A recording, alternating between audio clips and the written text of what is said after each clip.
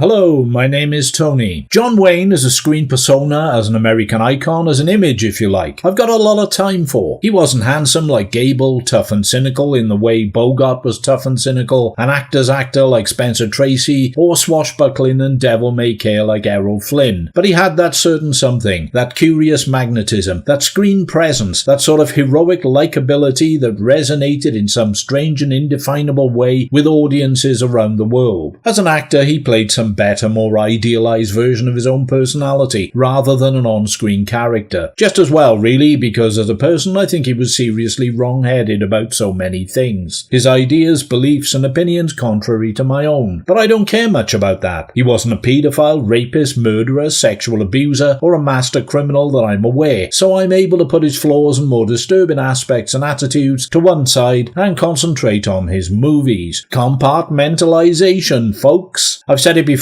and I'll reiterate it here. If we had disallowed the consumption of art due to certain designated flaws in the artist, then we would consume no art. Where we draw the line is a matter for our own personal consciences and basic human right to personal choice. So I continue to watch and enjoy John Wayne films and him as an actor. And the hell with anyone who says I can't. Good luck with that, because I just think of all those high-profile actors and actresses who worked with Roman Polanski, Woody Allen and Harvey Weinstein to further their careers, and I suddenly feel all clean and justified. Ain't life grand? Even for me too. The Spaghettis and directors such as Sam Peckinpah and Ralph Nelson redefined the American Western in the 60s and early 70s. The Dollar Trilogy, The Wild Bunch and Soldier Blue tore holes in the dusty fabric of the genre and refashioned the cloth into a whole different tapestry of neo-realistic violence and existential conflict. The last in mythology wasn't necessarily destroyed, rather refocused, represented differently with the lines between idealism and realism blurred, the concept of the good guys and the bad guys less clearly defined, more complex, less black and white. Heroes weren't all good, and villains weren't all bad, not anymore. Time to get human, warts and all on both sides. I get the impression Wayne struggled with some of this. When the 70s dawned, he was still putting out some old school western movies like Chisholm and the Train Robbers, but the box office uptake for such entertainment was fast diminishing. Wayne still clung to some of the old concepts and mythic codes inherent in the traditional westerns. Even on his last film, The Shootist, he refused Don Siegel's direction to shoot a villain in the back. Clint Eastwood would have shot him in the back, and exasperated Siegel reasoned, to which Wayne apparently replied, "I don't care what that kid would have done, I don't shoot anyone in the back." Now whether you shoot someone in the front, side, back, top or bottom is hardly a consideration in a frantic life or death situation. That back shooting is considered cowardly and dishonourable when killing someone is a construct from Western literature and movie lore and mythology, but Wayne still clung to it like it was a real-world ethical code, the moral rules of murder that shouldn't be broken. Go figure. But then he was nothing if not dogmatic. Big Jake is something of a hybrid. This 1971 Western falls somewhere between the Old West concepts and the new, without committing fully to a conclusive vision of either. For a start, it's set at the turn of the century in 1909, and the times they are a-changing. Progress in the form of motorized vehicles, cars and bikes has arrived, and technology is shrinking the landscape. Automatic weaponry has made a debut, communications and transport links improving and expanding, moving picture shows making an early impression on that entertainment circuit. The new breed is encroaching on the old at pace, but for some sparse pockets of resistance. Mirroring Pike Bishop's Wild Bunch, the Fane Gang, led by John Fane, a menacing and murderous Richard Boone, alight on the McCandles' sprawling and lucrative ranch. They have slaughter, kidnap and ransom on their minds. Gunning down all who stand in their way amidst macho blasting and bloodshed, Fane confronts Martha McCandles, matriarchal owner of the Spread, played by a well-preserved Maureen O'Hara. The gang leave for Mexico with Martha's grandson, Little Lord Fauntleroy McCandles, otherwise known as Little Jake. They want $1 million for the safe return of the kid. That's the setup. Martha reasons that some harsh and unpleasant men have taken her grandson, and therefore it will take an equally harsh and unpleasant man to get him back. Cut to Big John Wayne as Big Jacob Jake McCandles. He's sighting down the barrel of a rifle from a vantage point upon three men in the process of lynching a sheep farmer. He tells himself aloud that he's not going to get involved in something that's none of his business. One of the would-be lynch mob kick a small Mexican boy, and that tears it for Jake. He trots off down there accompanied accompanied by his feral hound known only as Dog, and confronts the men. He buys the herd of sheep from the Scotsman with a rope necktie, making it his business after all. Naturally enough, the lynch mob are unhappy with his intervention and turn ugly. Well, uglier. Big Jake sets his dog on one of them and draws down on the others. He advises the Scotsman to take the sheep to his ranch. Then he advises the lynch mob, "You follow him. I'll hunt you down and kill you. Every mother's son of you." Leader of the lynchers asks Wayne who he is, and thus begins a running joke. "Just who in the hell do you think you are?" Jacob McCandles. Oh, I thought you were dead, Mr. McCandles. Not hardly. It happens a few more times throughout the picture. A messenger arrives with a note for Jake. The note is from Martha, his estranged wife, informing of little Jake's kidnap. If nothing else, this is a terrific intro for the main character. Tells you most of what you need to know about this guy. He's a tough nut badass who takes no shit, who quit the comfort of a massive luxury homestead to live instead a comparatively meagre and grassroots existence in a more untamed environment. He's certainly not going quietly or willingly into that good night. No sir. He's holding on to the old West the way he wants it to be for as long as he can. The film sees Jake reunited with Martha and his two sons, James, played by Wayne's own son Patrick, and Michael, played by Robert Mitchum's son Chris. James is resentful of his father's abandonment and hostile towards him, whereas Michael, who has refined elocution, college education and rides a motorbike, seems happy to see the old fella. So the stage is set for some familial comedy and conflict. Jake has another son, Jeff, but he was wounded in the attack on the ranch, and is out of the rest of the picture. He was played by cheesy pop singer Bobby Vinton, very briefly. It was probably for the best. Martha entrusts Jake with delivering the ransom and securing the release of their grandson. Michael has located the kidnappers, so James and Michael join up with the law agency team, Texas Rangers in motorcars, to chase the blackguards down. Big Jake, with his old Indian friend Sam Sharpnose and Dog, go at it old school, on horseback. The kidnappers ambush the Rangers, putting the motorized vehicles out of action, so James and Michael join up with their father to continue the mission in time-honoured fashion. The rest of the film is an adventurous little journey to the final confrontation between Team Big Jake and Team John Fane, which ends in the inevitable violence, bloodshed and death. And it's all rather good fun, undemanding certainly, but fun entertainment just the same. Wayne and Maureen O'Hara had appeared together in 4 previous films over the years. This was the 5th and last, and it's pleasing to see them together again despite the reunion being, well, short. During their limited screen time together, the chemistry between the two old stagers is immediate and apparent. They convey a genuine sense of mutual affection, which does cause one to muse on the rumours of a real-life romantic affair in the past. Here they are two people estranged by mutual agreement. Neither could live with the other, so they live apart, yet the spark remains, and events have conspired to bring them back together at last. It's sort of heartwarming, in a way. Ah well, relationships and families are messy, and the film makes a fair crack at portraying the varying interactions of the members of this clan, if with some of the emphasis on broad comedy bordering on slapstick, which occasionally seems a little contrived and heavy-handed. Better by far are Wayne and Richard Boone's exchanges, engendering a tense interplay between two sides of the same coin. Both are aging, both relics of a time soon to become a bygone, loners by nature, pitted at odds with each other. Boone pretends to be the gang's messenger boy, and Wayne simply a mercenary employed to deliver the ransom and secure Fauntleroy's safe release, hiding both their real motivations and status from each other. It's a satisfying game of macho chess that continues up until the end, until the punchline where Boone asks of Jake, "Who are you?" "Jacob McCandles." "I thought you was dead." "Not hardly."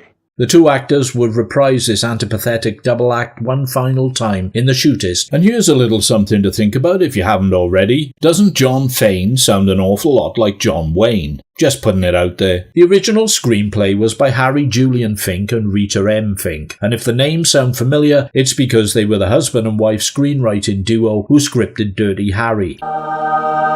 They would later work on another Wayne Western in 1973, the mundane and mediocre Cahill U.S. Marshal. Their work here is not as sharp and stylish as one might have expected, too playful and jokey by half, but does provide plenty of scope for a more graphic level of violence, with bloody gunshot wounds, slaying by machete and impaling by pitchfork. You could add savaging by canine to the mix, which happens about 3 times in all. Okay, judged by the standards set by Leone, Peckinpah and Nelson, it's comparatively comparatively restrained and tame, but is likely the most explicitly violent western in Wayne's portfolio, and it has its share of memorable and quotable lines of dialogue to be going along with. Director was George Sherman, who seems something of a curious choice. He does a reasonable job, but his history is a long one of hacking out a multitude of B-movie westerns and thrillers in the 30s, 40s and 50s, and some TV work in the 60s. Not a high-profile name, nor one with a single standout A-list production to his directorial credit. He was, however, a producer on Wayne's 1961 box office hit, The Comancheros, so maybe that's his link to the Big Jake gig. Elmer the Magnificent Seven Bernstein is drafted in to provide a touch of class with the score, and cinematography is by the ever-reliable William H. Clothier, who was a veteran of many Wayne and Wayne John Ford pictures, stretching back to Fort Apache in 1948. His work here is as crisp, glowing, and fluid as ever. As I said earlier, Big Jake is something of a hybrid. It aspires to mimic the new breed, yet still wants to retain the feel and tone of that classic Western movie style and content. Expecting the two concepts to coexist in a single production is perhaps not unreasonable, but the twin philosophical approaches come across as uneasy bedfellows in this case. The light-hearted moments not gallows humour enough so that they don't jar with the more serious and violent events, and if I'm being honest, I never really felt it worked as well as it could have. That said, it remains one of my favourite John Wayne movies. The Duke is the dominant player here, he knows it, and gives a confident but slightly self-analytical portrayal of a once hard man softening around the edges, both physically and emotionally. Significantly, must put on spectacles to read, which is not only an acknowledgement of both Wayne and the character's advance in years, but also a signifier of the Old West slowly giving way to progress. Reunited with a family neglected, he is reminded of the life that could have been, especially when he sets eyes on his grandson for the first time, and his tough veneer fades out for flickering seconds. Richard Boone and Maureen O'Hara vie for second place honours in the acting stakes, and the dog easily takes third or fourth. Neither Patrick Wayne nor Chris Mitchum could act their way out of a sodden bag made of recycled toilet paper, but for the requirements of the script, they sort of fit the bill, I suppose. Bruce Cabot is an unconvincing Apache, which is to some extent down to not being one. He was a white American actor who played the male lead in the original 1933 version of King Kong. After Big Jake, he played Burt Saxby in the Bond movie Diamonds Are Forever, then died.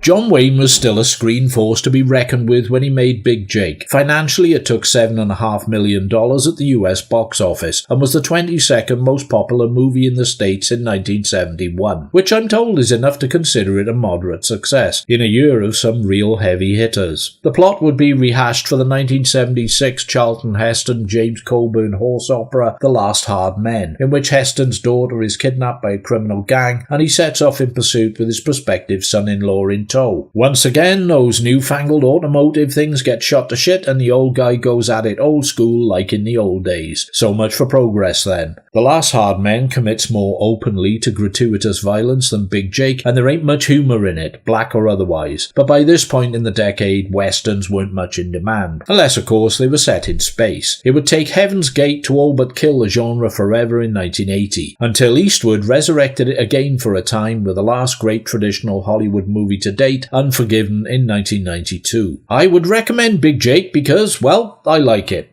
Is one reason. 2, it's a prime example of a decent later Wayne movie that was attempting to at least acknowledge that filmmaking had changed, and it tried to meet the demands of the modern audiences of the time whilst retaining something of the past. And 3, is certainly better than most of the po-faced paint-by-numbers CGI crap churned out these days. It was made by humans for people to watch, flaws and all. Ah, those were the days, my friend. Weren't they just? Thank you very much for your time and attention. Whether you've got some enjoyment out of this video or not, and providing you feel so inclined, hit like, don't like, leave a comment, or even subscribe. Whatever, there will be more. That's the threat of the day. Meanwhile, here's a song called Picture Yourself, Be Still, for no reason other than it exists. As good as any, I shouldn't wonder.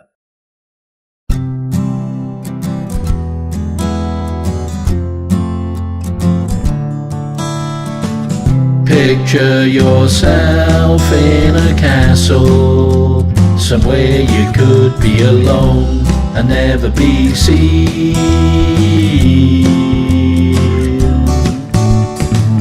Magic yourself to the outside, walk to kill time and then call in the pub on the green.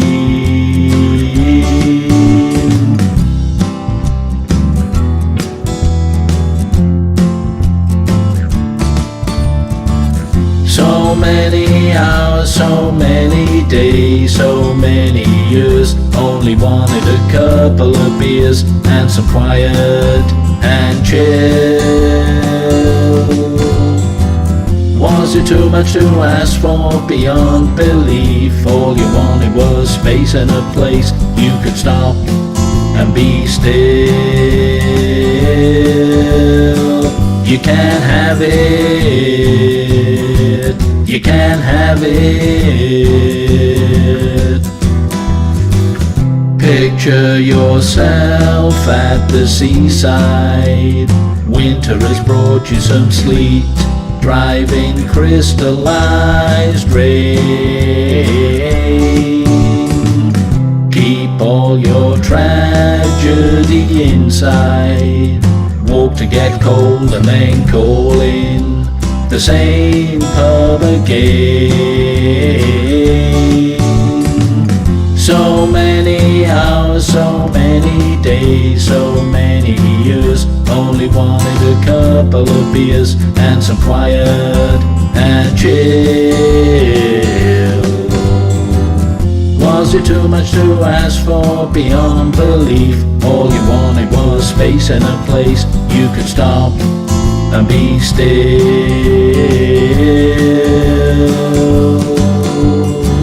You can't have it, I won't let you. I'll suck away all that you've got with a mouth so cruelly incessant.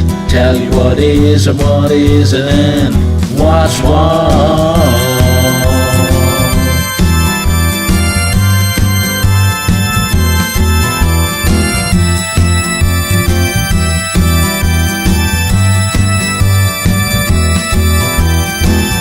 Picture yourself on a river, a current that takes you away and right out to sea.